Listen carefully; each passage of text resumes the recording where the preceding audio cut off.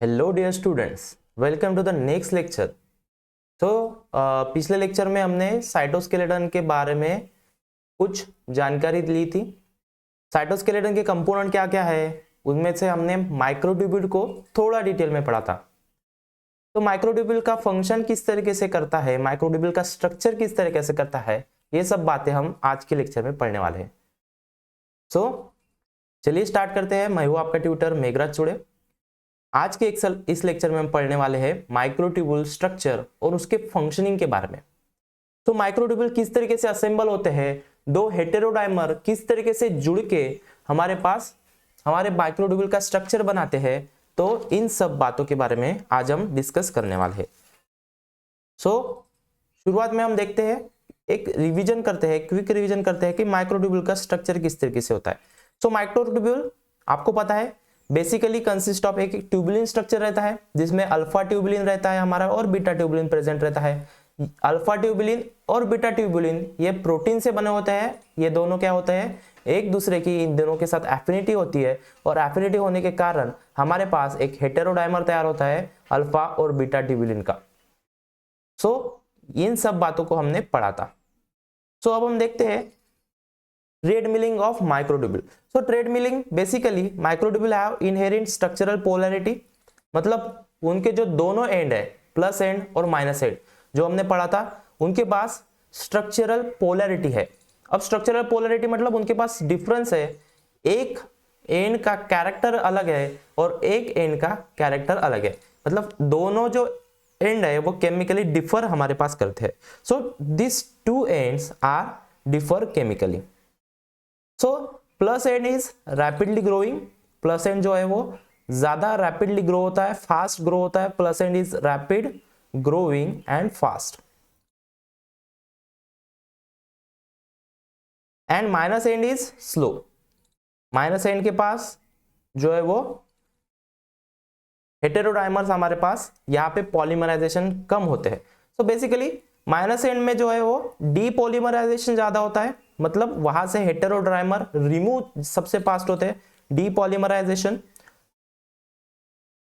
High, यहाँ पे polymerisation high होता है, मतलब हेटेरोडाइमर यहाँ पे आके फास्ट अटैच होते हैं। तो ये सब कहाँ पे होता है, ये सब सेल के साइटोस्केलेटन में होता है। कब होता है, माइटोसिस के दौरान ये सब प्रोसेस चलती रहती है, क्योंकि यहाँ पे अब श्रिंकिंग होगा, माइक्रोट्यूब्यूल जो है वो उनकी लेंथ बढ़ेगी, लेंथ कम होगी, तो ये किस तरीके से एक दूसरे के साथ इंटरलिंक है वो हम धीरे धीरे पढ़ेंगे। The plus end is rapid growing, it is fast, यहाँ पे पॉलीमराइजेशन ज्यादा होता है। स्लो एंड जो है वो माइनस वाला एंड है जो कि स्लो ग्रोइंग है। ये क्यों है माइनस वाला end, because minus end is attach to the centrosome.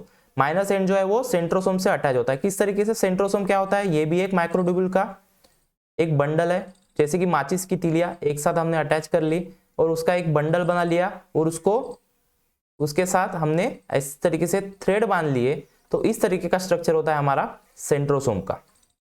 This is structure of centrosome, जहां पे हमारे पास माइक्रोट्यूब्यूल हमारे पास अटैच होते हैं। Centrosome is basically cluster of microtubule. Microtubule का एक क्लस्टर है जो कि माइक्रोट्यूब्यूल की अलाइनमेंट करता है सेल के सेंटर में।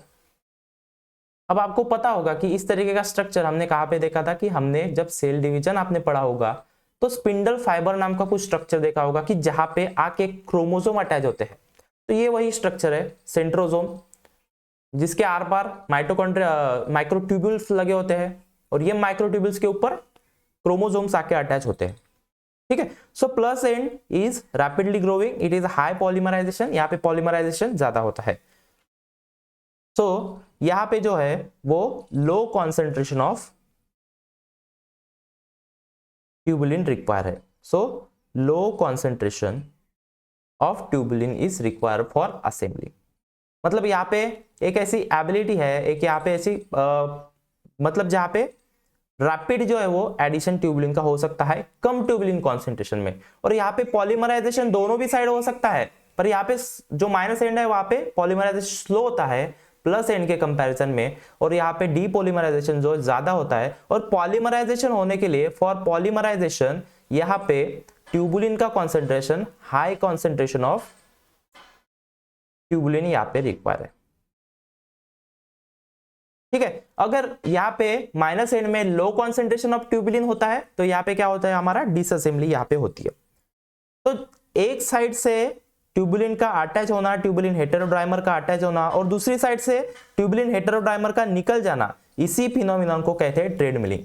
अब ट्रेडमिल कैसे रहती है, आपने ट्रेडमिल देखा होगा कि वहां पे क्या होता है, एक आदमी ऐसे रन करता है, एक पर्सन ऐसे रन करता है, मतलब एक जगह से पैर ऐसे डालता है और दूसरी जगह पे ऐसे ट्रेडमिल करते रहता है, मतलब वो साइकिल चलती रहती है एक जैसी।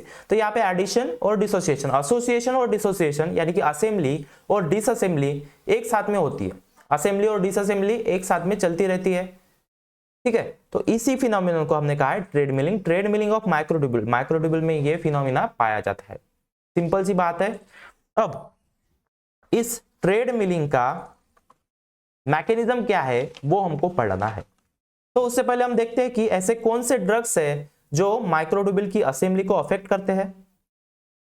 क्या ऐसे कोई ड्रग्स है जो माइक्रोट्यूबुल की असेंबली को अफेक्ट कर सकते हैं? तो हाँ, हमारे पास 3 ड्रग है, कोल्चिसिन, विनब्लास्टिन और विनक्रिस्टिन और निकोडाजोल। अब हमने कहा था कि माइक्रोट्यूबुल की असेंबली और डिसअसेंबली ये जो है ये सभी माइटोटिक फिनोमिना है, माइटोसिस के दौरान चलने वाला फिनोमिना है। मतलब अगर हमने माइक्रोट्यूबुल की असेंबली और डिसअसेंबली को अगर ब्लॉक कर दिया तो क्या किस पे अफेक्ट जाएगा? अल्टीमेटली माइटोसिस के ऊपर अफेक्ट जाएगा। माइटोसिस का मतलब क्या होता है? जहां पे सेल डिवीजन होता है, सेल डिवीजन की एक प्रोसेस है माइटोसिस। अगर हमने ऐसा कोई ड्रग इन्वेंट किया कि जिससे हम माइटोसिस स्टॉप कर सकते हैं, सेल का डिवीजन स्टॉप कर सकते हैं, तो ऐसे ड्रग साइंटिस्टों ने इन्वेंट किए। अब इन ड्रग का इन्वेंशन किया तो इससे क्या फायदा हुआ? अब सेल में कुछ ऐसी एबनॉर्मेलिटीज आ जाती है कि जब सेल अनकंट्रोल्ड ग्रोथ होते हैं और इसी अनकंट्रोल्ड ग्रोथ को हम कहते हैं कैंसर, तब हमको सेल की ग्रोथ को स्टॉप करना होता है, एक्सटर्नली कुछ ड्रग देके, कुछ इनहिबिटर देके स्टॉप करना होता है। तो इसी ड्रग का, तो ये सभी क्या है? एंटी कैंसरस ड्रग है जो सेल की डिवीजन को स्टॉप करते हैं। तो कॉम्पिटिटिव एग्जाम में पूछे जा सकते हैं कि माइक्रोट्यूबुल की असेंबली को अफेक्ट करने वाले ड्रग कौन से हैं, वहां पे ऑप्शन दिए जाते हैं, उनमें से आपको चूज करना होता है। तो यहाँ पे कोल्चिसिन, विनब्लास्टिन और विनक्रिस्टिन और निकोडाजोल। तो कोल्चिसिन किस तरीके से काम करता है? So colchicine it binds to tubulin monomers and inhibit its assembly. Tubulin monomers जैसे कि अल्फा और बीटा, अल्फा और बीटा ट्यूबुलिन्स को ये जाके बाइंड करते हैं, ये जाके इनहिबिट करते हैं और इनकी असेंबली को ये इनहिबिट करते हैं। मतलब इट बाइंड्स टू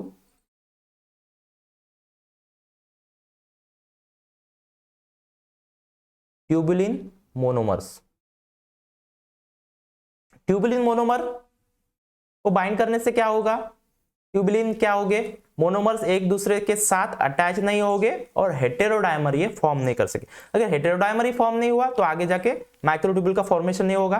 ठीक है, तो colchicine it binds to tubulin monomers and it inhibits is assembly. और विनब्लास्टिन और विनक्रिस्टिन क्या करते हैं? It inhibit, it forms the tubulin aggregation. ये क्या करते हैं? ट्यूबुलिन को एक जगह पे एग्रीगेट करते हैं, tubulin aggregation in the cell cytoplasm. मतलब इस तरीके से वो जो ट्यूबुलिन है जो अलग अलग रहते थे उन सबको एक जगह पे उन्होंने एग्रीगेट कर दिया और ऐसा एग्रीगेशन तैयार कर दिया कि जिसके वजह से आगे चल के माइक्रोट्यूबुल का फॉर्मेशन ना हो और फ्री हेटेरोडाइमर्स जो कि माइक्रोट्यूबुल की असेंबली के लिए प्लस एंड के ऊपर चाहिए था, तो वो माइक्रोट्यूबुल मतलब वो हेटेरोडाइमर्स, वो यूनिट्स वहां पे नहीं है, वो यूनिट्स ही वहां पे नहीं है, तो माइक्रोट्यूबुल का फॉर्मेशन वहां पे नहीं होगा। तो विनब्लास्टिन और विनक्रिस्टिन इस तरीके से काम करते हैं। वो क्या करते हैं? ट्यूबुलिन का एग्रीगेशन कराते हैं, ट्यूबुलिन को एक जगह पे इकट्ठा कराते हैं। और निकोडाजोल क्या करते हैं? निकोडाजोल माइक्रोट्यूबुल की असेंबली को इनहिबिट करते हैं। तो all this three are the anti mitotic drug, they are anti cancerous drug. इन ड्रग के अलावा एक ड्रग है टैक्सोल, जो कि ब्रेस्ट कैंसर के ट्रीटमेंट में यूज किया जाता है। टैक्सोल भी माइक्रोट्यूबुल की असेंबली को ब्लॉक करता है। तो इस तरीके से हमने देखे माइक्रोट्यूबुल। अब हमने देखा कि माइक्रोट्यूबुल की ट्रेड मिलिंग होती है, प्लस एंड से जाके प्लस एंड के पास आके जो है वो हेटेरोडाइमर्स बाइंड होते हैं। तो ये सब मैकेनिज्म किस तरीके से चलता है, तो ये सब मैकेनिज्म किस तरीके से चलता है वो स्टडी किया है हमारे दो साइंटिस्ट टिन मिस्चिसन एंड मार्क किर्स्चन ने, जो है वो डायनेमिक इंस्टेबिलिटी का मॉडल इन्होंने दिया था। मतलब जो अभी तक हमने पढ़ा कि माइक्रोट्यूबुल में ट्रेड मिलिंग होती है, प्लस साइड में आके जो है वो यूनिट्स बाइंड होते हैं, हेटेरोडाइमर बाइंड होते हैं, हेटेरोडाइमर बाइंड होने के बाद वहां पे माइक्रोट्यूबुल का फॉर्मेशन होता है, डीपॉलीमराइजेशन होता है, पॉलीमराइजेशन होता है। तो ये सब मैकेनिज्म किस तरीके से होगा, तो ये दोनों साइंटिस्ट ने इनका मैकेनिज्म दिया है। सो अब हम देखते हैं डायनेमिक इंस्टेबिलिटी ऑफ माइक्रोट्यूबुल। सो जब ट्यूबुलिन हमारे मोनोमर्स है, ट्यूबुलिन के मोनोमर्स को अगर हमने जीटीपी प्रोवाइड किया और साथ में Mg डाइपॉजिटिव आयन प्रोवाइड किए, तो this can cause the assembly of tubulin. इसके वजह से क्या होता है, ट्यूबुलिन की असेंबली होती है।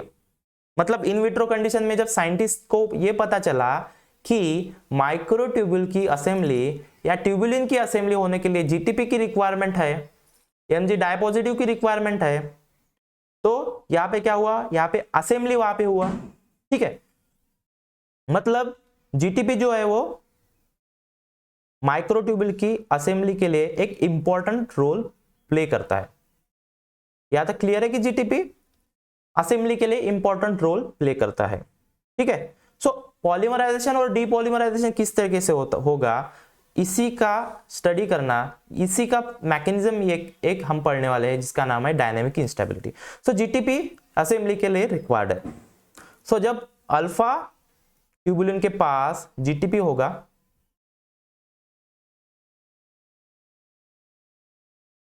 और बीटा ट्यूबुलिन के पास जीटीपी होगा, तो उनकी एफिनिटी जो है वो एक दूसरे से ज्यादा बढ़ेगी। ठीक है, so this heterodimers bind to 2 GTP. Alpha के पास एक जीटीपी होगा, बीटा के पास एक जीटीपी होगा, मतलब इन हेटेरोडाइमर के पास टोटल कितने जीटीपी होगी, 2 जीटीपी होंगे। सो दे आर द हेटेरोडाइमर। अगर अल्फा के पास जीडीपी होता है, अल्फा के पास अगर जीडीपी होता है और बीटा के पास भी अगर जीडीपी होता है, तो इन दोनों के पास एफिनिटी नहीं रहेगी। मतलब इन दोनों का वीक एसोसिएशन होगा, यहाँ पे वीक बाइंडिंग दोनों की होगी, they having the weak association. तो इसलिए असेंबली के लिए रिक्वायर्ड फैक्टर है GTP. GTP is must for the assembly of the microtubule from the heterodimers. ठीक है, तो एक ही सिंपल सा कॉन्सेप्ट आपको पता चलेगा कि माइक्रोट्यूबुल की असेंबली के लिए जीटीपी रिक्वायर्ड है। अब हम देखते हैं कि एग्जैक्ट मैकेनिज्म क्या वहां पे हो रहा है। तो microtubules are highly dynamic and it will frequently grow and shrink at the rapid rate of concentration. So during this phenomena is known as dynamic instability.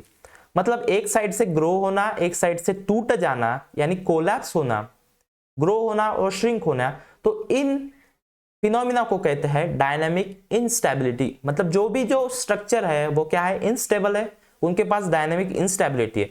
एक साइड से ऐड होता है, एक साइड से बढ़ते जाता है और एक साइड से टूटते जाता है। इस तरीके का मैकेनिज्म जो है वो माइक्रोट्यूबुल में देखा गया। तो they are having the 2 ends. First is growing and,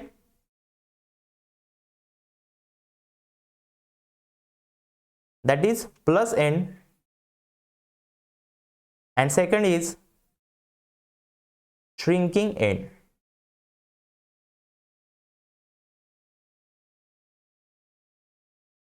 यानी कि माइनस एंड।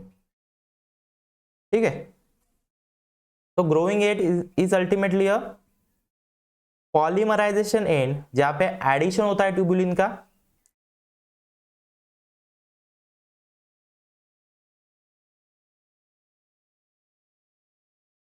श्रिंकिंग एंड यानी कि minus end is a depolymerisation and, जहां पे ट्यूबुलिन का रिमूवल होता है। So suppose this is the structure of tubulin, इस तरीके से ट्यूबुलिन का कोई स्ट्रक्चर है। यहां पे जो है वो जीटीपी के साथ ट्यूबुलिन हेटेरोडाइमर्स यहाँ पे आके बाइंड हो सकते हैं प्लस एंड की तरफ। तो this is the heterodimers bounded with the 2 GTPs, so this is GTP।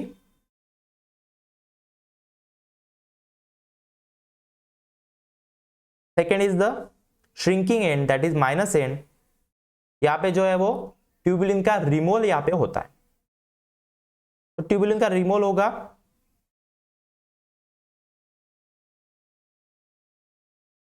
मतलब ये रिमूवल क्यों हो रहा है, क्योंकि ट्यूबुलिन जो है वो उनके जीटीपी का हाइड्रोलिसिस यहाँ पे होगा। So ultimately basically more probably किसका हाइड्रोलिसिस होता है, बीटा ट्यूबुलिन के जीटीपी का, और बीटा ट्यूबुलिन का जीटीपी कन्वर्ट होता है जीडीपी में। So hydrolysis of GTP from the beta tubulin, so this is the hydrolysis of GTP.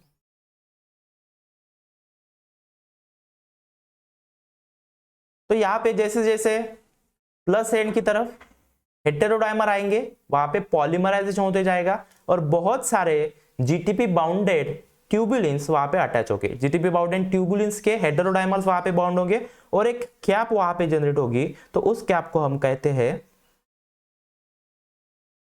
GTP cap.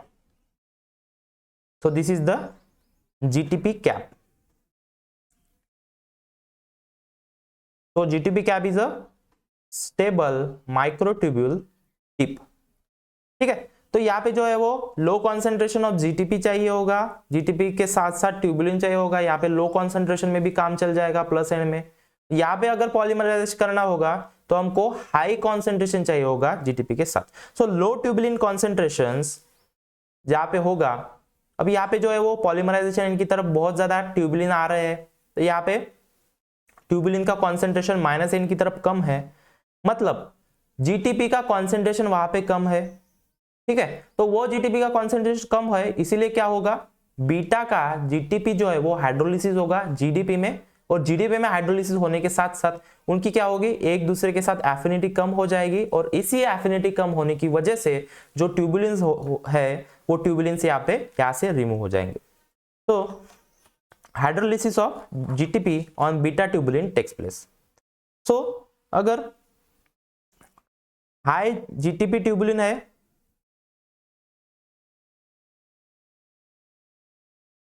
मतलब जीटीपी के साथ ट्यूबुलिन अटैच है, तो it is added to microtubule assembly quickly.